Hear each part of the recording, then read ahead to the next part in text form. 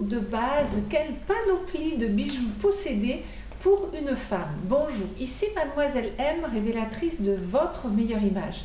Cette question m'a été posée par Chloé qui me dit: finalement, nous avons des basiques dans notre garde-robe, mais qu'en est-il pour les bijoux? Puisque lorsqu'on achète un bijou, on aimerait qu'il se démode le moins possible de par l'investissement qu'il représente. Je pense que c'est une excellente question et en même temps, c'est une question un peu délicate à laquelle répondre parce qu'il existe d'une part les bijoux que l'on va garder toute sa vie, hein, c'est les bijoux vraiment d'une grande valeur et que l'on va même léguer à sa descendance, et puis il existe les bijoux plus fantaisie qui représentent un investissement moindre, je dirais. Mais quoi qu'il en soit, alors évidemment pour les premiers ce sera forcément de la qualité, si c'est de l'or, si c'est des diamants, si ce sont des pierres précieuses ou des pierres semi-précieuses, mais aujourd'hui je vous encourage également, de même que je le fais pour les vêtements, à investir également dans des bijoux fantaisie de qualité, avec des plastiques, des résines, des perles qui soient également de belle qualité et des choses que vous allez pouvoir garder des années.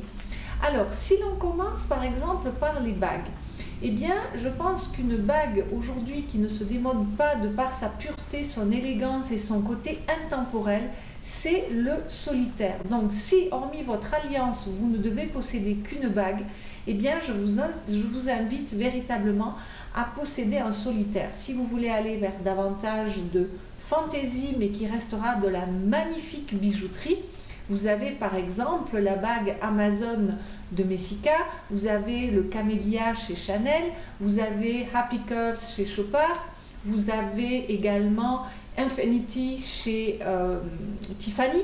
Donc tout ça, ce sont des bagues, ce sont des bijoux qui représentent un investissement et que vous allez pouvoir garder des années. Ensuite, si l'on passe au bracelet, je vous encourage à investir dans un bracelet tout fin comme ça qui ne se démodera pas, ou bien un autre bracelet dans lequel ça peut être intéressant d'investir, ce sont les bracelets joncs, c'est-à-dire des bracelets rigides qui sont une tige finalement. Et là, si vous voulez aller vers quelque chose d'intemporel et de classique, vous avez par exemple le Force 10, le Force 10 chez Fred, vous avez également l'écrou chez Cartier. Ensuite, si l'on part à présent sur les boucles d'oreilles, une boucle d'oreille qui ne se démodera pas et qui va avec tout, si ce n'est que si vous avez les cheveux longs, elle sera, ou mi-long, elle sera peu perceptible, ce sont les puces d'oreille. Donc n'hésitez pas, si vous allez vers une puce, à aller vers un bijou de grande qualité, une pierre précieuse ou une pierre semi-précieuse. Autre boucle d'oreille qui semble être un incontournable, un basique de la garde-robe bijoutière, on va dire, eh bien c'est la créole, pardon, pas le créole, mais la créole, la boucle d'oreille créole, qui semble être un intemporel et que je vous encourage à choisir minutieusement de par sa grandeur, en fonction de l'originalité que vous désirez ou en fonction de son côté intemporel. Et puis, ça peut être intéressant de posséder des boucles d'oreilles pendantes qui vont donner peut-être un côté un petit peu plus festif, un petit peu plus habillé, un petit peu plus soirée, et qui seront des basiques néanmoins, surtout si vous avez les cheveux longs.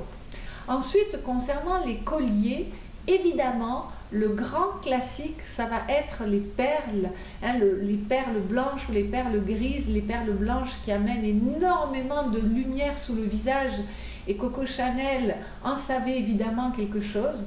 Sinon, un autre collier très intéressant à posséder, c'est le solitaire de cou. Donc, de même que je vous ai conseillé le solitaire en bague, eh bien, le fait d'avoir soit un fil de pêche, soit une chaîne minuscule avec un solitaire comme collier, si vous voulez, comme pendentif, ça, c'est également une très belle pièce à posséder.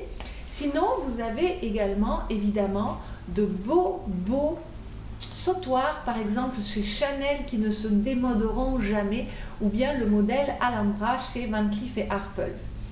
Et puis, vous avez sinon également les, comment on appelle ça, les colliers plastrons, mais qui seront davantage des colliers fantaisie, de même que dans les bracelets fantaisie, vous pouvez tout à fait avoir les semainiers, donc accumuler même plus qu'un semainier, parce qu'un semainier comporte 7 bracelets, mais avoir une accumulation de petits bracelets.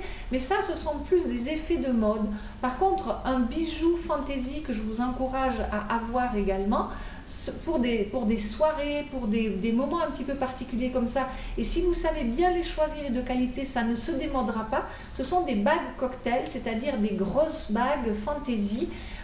Voilà. Et puis évidemment, je ne terminerai pas cette vidéo sans la montre, une belle montre de qualité qui vous ressemble, qui soit dans votre style, qui soit indémodable et qui aille avec tout.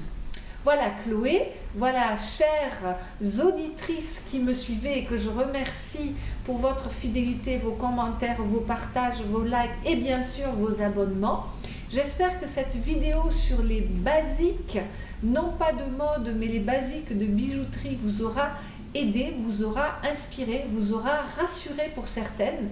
Et je ne terminerai quand même pas cette vidéo sans vous encourager à télécharger vos cadeaux de bienvenue si ce n'est pas encore fait, à savoir les 5 vidéos de base sur les fondamentaux de votre meilleure image, le document sur les dress codes, l'ouvrage de 140 pages sur la symbolique des 12 principales couleurs et le relooking vécu de l'intérieur avec Christine. Voilà, je termine ici. C'était Mademoiselle M, révélatrice de votre meilleure image.